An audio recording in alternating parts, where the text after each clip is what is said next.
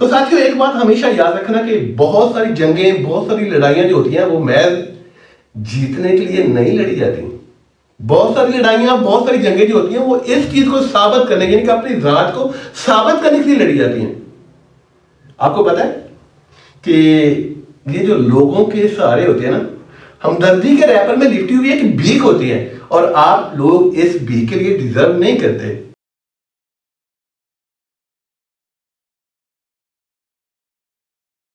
दो बादशाह सलामत थे जिनकी आपस में यारी जो थी, दोस्ती जो थी वो काफी ज्यादा पक्की, काफी ज्यादा गहरी। तो एक बादशाह सलामत दूसरे बादशाह सलामत की दावत में जाते हैं, वापस आ रहे होते हैं। तो जो मेजबान बादशाह होता है, दो बच्चे शहीन के जो होते हैं एज अ गिफ्ट मेहमान बादशाह को देता है। ये जो बादशाह लोग होते हैं इनके पास कुछ इस तरह के लोग होते हैं कि जो ट्रेनिंग देते हैं, परिंदों को ट्रेनिंग देते हैं, घोड़ों को ट्रेनिंग देते हैं, कुत्तों को ट्रेनिंग देते हैं जंग पर्पज के लिए।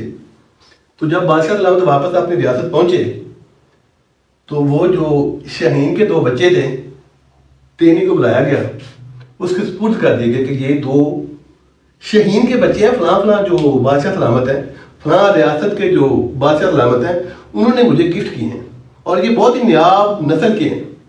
आपने स्पेशली इनको जंग पर्पज के लिए ट्रेन करना है।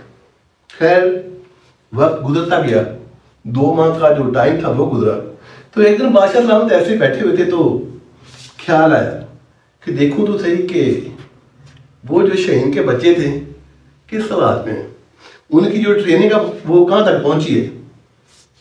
बादशाह सलामत अपने वजीरों के साथ उस ट्रेनिंग का जो एरिया था, उस ट्रेनिंग की जो जगह थी जहाँ पे वो उन शहीनों को ट्रेन कर रहा था, वहां पहुंचे। जो भी हाल अहवाल था पूछा गया शहीनों के बारे में। तो ट्रेनी ने जवाब दिया कि बादशाह सलामत, ये जो फलां फलां, यानी कि ये जो एक बच्चा है माशाल्लाह से एक्टिव, जो मैं इसको सिखाता हूं सीखता है, हवा के अंदर कलाबाजियां खाता है, ऊंची परवाज लेता है, यानी कि हर वो चीज करता है जो मैं इससे करवाना चाहता हूं। लेकिन ये जो एक बच्चा है ये बहुत हार्डर आम है। बेशक ये नायाब नस्ल का है लेकिन है हार्डर आम, पता नहीं क्या मसला है इसका।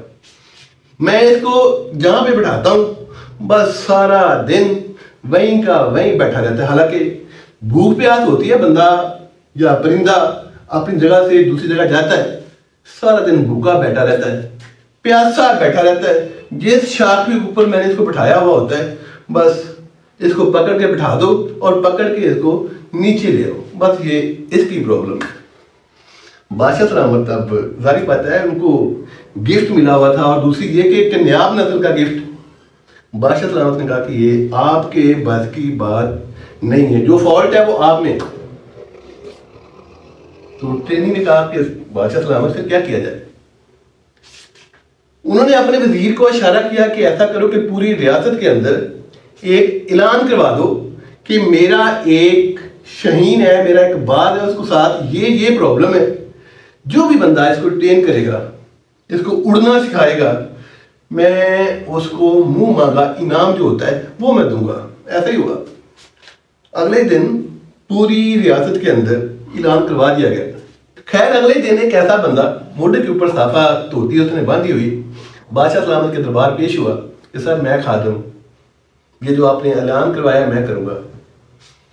जब उसके हुलिये को देखा गया, जितने भी वहां पे जो हमशीर या जितने भी वहां पे जो वजीर, सब ने उसका मजाक उड़ाया कि ये बंदा और ये टास्क नहीं, बादशाह सलामत ऐसा नहीं हो सकता, ये कर ही नहीं सकता। खैर बादशाह सलामत के मौका देने में क्या हर्ज है, करने दो। पूछा गया कि कितना टाइम लगाओगे। उस बंदे से पूछा गया कि कितने दिनों में आप ये टास्क जो है इसको आप हासिल कर लोगे। तो उसने कहा कि सिर्फ 1 दिन।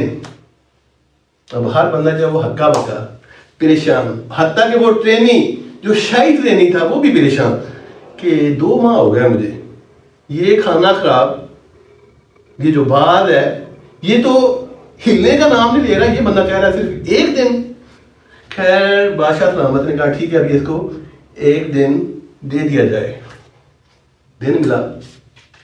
क्या हुआ कि शाम को देखा गया कि वो दोनों बच्चे, दोनों बाज, दोनों शाहीन के बच्चे जो थे बराबर उड़ रहे हैं, कलाबाजियां खा रहे हैं। जैसे जैसे एक बच्चा जो पहले से ट्रेन था, जैसे जैसे वो कर रहा था, वैसे वैसे वो बच्चा भी कर रहा था जिसने कभी अपने पार ही नहीं खोले थे, वो भी वैसे वैसे उड़ रहा था, वैसे वैसे कलाबाजियां खा रहा था।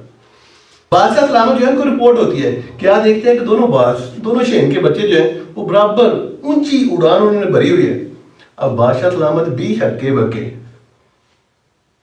शाम को उस तोती वाले बंदे को जिसके मोढे के ऊपर साफा था दरबार में बुलाया गया। जाहिर बात है जो इनाम था, जो ऐलान हुआ था, वो तो उसको देना था, दे दिया गया। बादशाह सलामत ने पूछा कि मियां आपने ये किया कैसे? अब हर बंदा जो है वो ये बात, ये गुर सुनने के लिए एक सस्पेंस, हर बंदा उसके मुंह को देख रहा है, हर बंदे ने उसको फोकस किया हुआ, हर बंदे की नजरें उसके चेहरे के ऊपर कि अब ये क्या कहता है, कैसे हुआ।